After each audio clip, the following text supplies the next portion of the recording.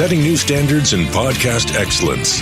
You have joined the WBT, fully focused on business and taxes.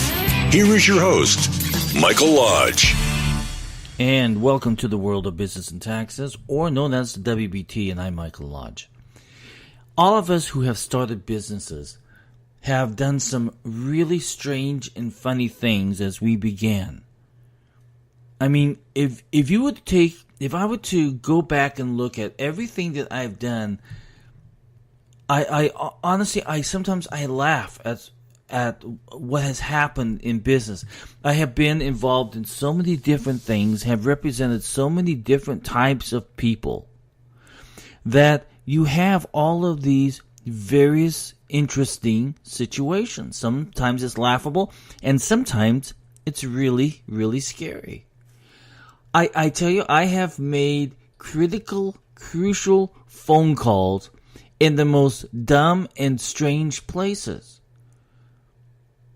I bet you all of you have jumped up from the dinner table and run outside and try to have a really strong conversation with a client or with trying to put a deal together. I have done it so many different times. I have made calls in the bathroom. I have made calls on a kayak. I have done so many different ways of trying to reach people and get things done, that you look back on it now and you said, gosh, if only people would write this in a business book, because you do businesses in the most strange places. If you look back at your own life, you have probably made some really strange phone calls. I remember one time I owned a healthcare firm, and we did staffing for major hospitals and skilled nursing facilities, surgery centers, all of that kind of healthcare staffing. I remember one time I was in Hawaii. I was on vacation, and I had to receive a phone call as I was walking out on the dock to get into a submarine to go down into the depth of the Hawaiian Ocean and have some fun. But instead I got a phone call saying that 5 of my nurses were going to walk out and go to another facility. Now, there wasn't anything wrong with the facility. It was that there was a nursing director who decided to go to another facility to work herself, and she wanted to take all of my nurses with her. However, those nurses were under contract with me. And I remember the facility's nursing director call me and say, you've got 5 nurses here who are wanting to walk. And I said, they can't walk. They're under contract to me with that facility. And I literally started yelling at the top of my voice because of the stupidity of these nurses. And I remember I had finished my phone call. I went down into the submarine. I hated the submarine ride because all I was thinking about was the conversation that I had just had. And then finally we came up to the sea. I got off, and I literally had to sit down again because I was so pissed off and so upset. So I had to go back to my hotel room and call up 5 more nurses to take their places because they had shifts for that night. But sometimes you do business in the most strangest places. I tell you, when you are starting out a company, or when you're running a company, sometimes you do things that you never thought that you would do. I mean, there were times where I became the IT staff for the company. I was literally setting up computers. I was literally downloading software. I was literally taking care of the security of the server. You literally jump in and do things that you normally would not do because you have to do them. It has to get resolved. And sometimes when you're small, like my firm is small, so I do not have a full-time IT person. So I have to wait for my IT guy to get there when he can. or to get online and do it that way. But the problem is sometimes you just can't wait. So sometimes you have to figure it out yourself. I've done it so many different times where the computer system went down or the communication systems went down, and I had to go through the debugging of the issue. So sometimes you do things that you on IT work that you never thought that you could do, but you do it because it's got to get done. You can't sit there and wait around for somebody to show up. You got to get in there and get it done. And then when you're also small, like my firm was very, very small at one time. There was only a 2-man operation. A 2-man operation who was doing pretty much everything. We had a tax business going, we had a healthcare staffing company going, and we had a call center operating in the Philippines. And we were literally doing all 3 things at one time. Thank God, tax season is only 3.5 months out of the year. But if a nurse came in and we needed to take him up to Bakersfield, California, we piled all the stuff into the back of the Armada SUV, and we took them up. We have also, I remember having to move a refrigerator into a nursing.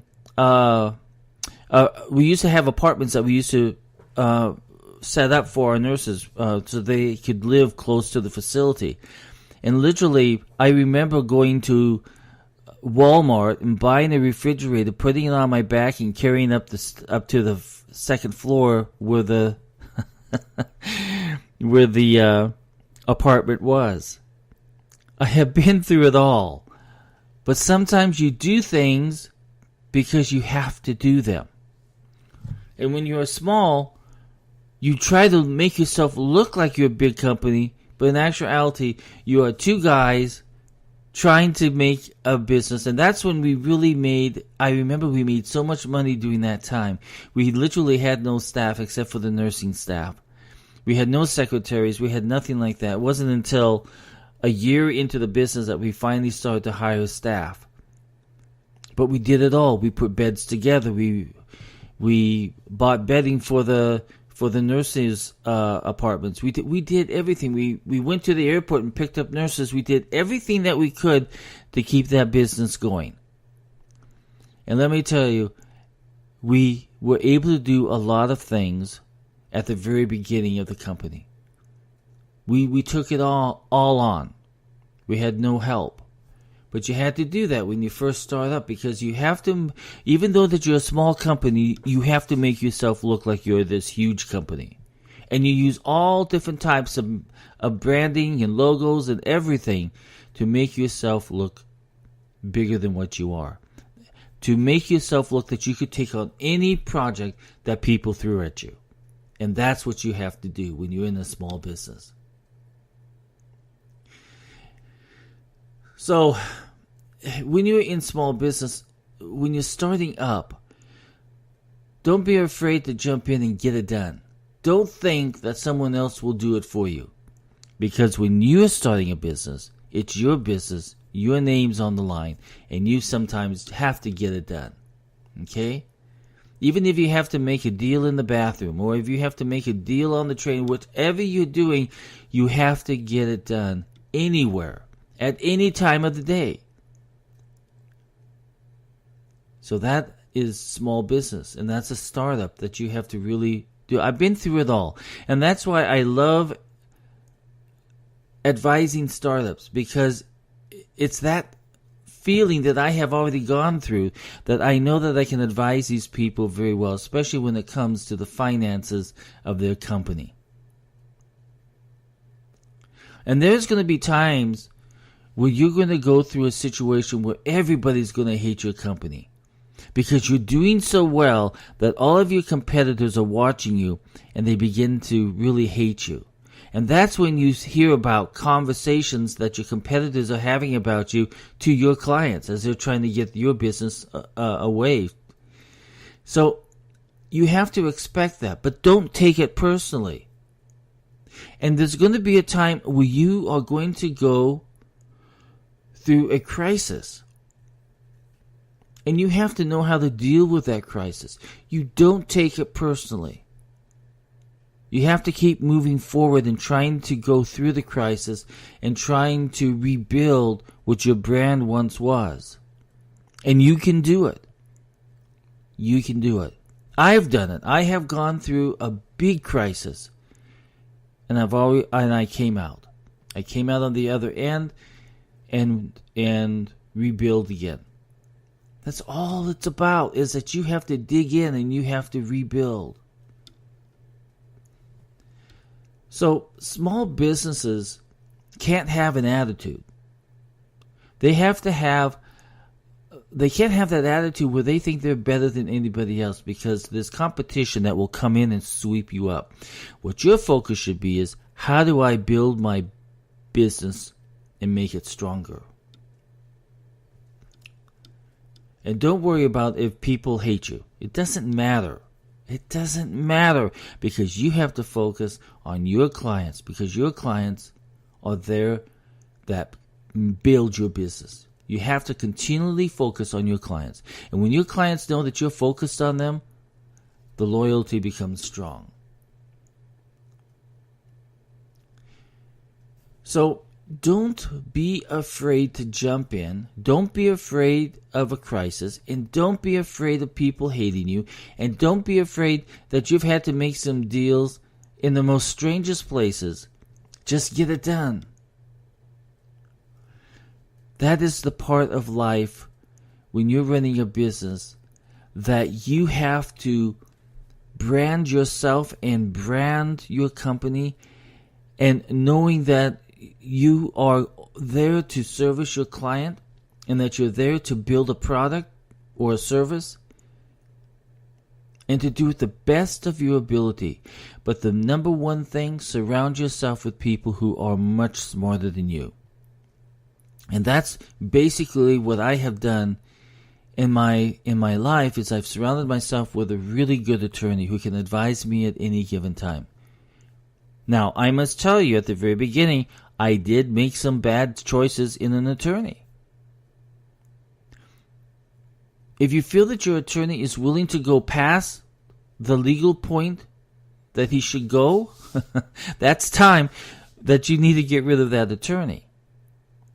You need an attorney that will sit down and advise you at any given time. And for those of you in startup businesses, make sure that you have a really good accounting firm backing you up, or a really good accountant. And get that accountant that has had the experience of starting businesses of his own, because he has gone through everything that you are going through. He knows how to address them faster and professionally. And he does not him and haw around. He knows, or she knows, exactly what to do and what to advise you on. Find people who have been there, done that, so that they can help you through it. Don't hire just any bookkeeper or accountant. Hire that person who has gone through it, either in starting up his own practice or starting up other businesses, or who has spent a lot of years advising companies or small startups on what to do. If you've lived it, it's really good advice that individual can give you. So think about that. And the most important thing that you need to develop in your life is ethics. Your business life has to have ethics.